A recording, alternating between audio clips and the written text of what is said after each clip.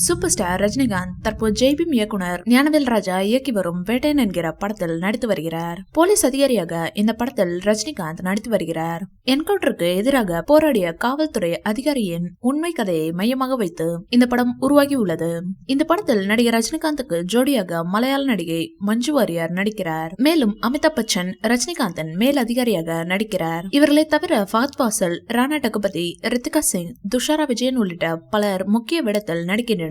இப்படத்தை லைக்கா நிறுவனம் மிக பிரம்மாண்ட பட்ஜெட்டில் தயாரித்து வருகிறது.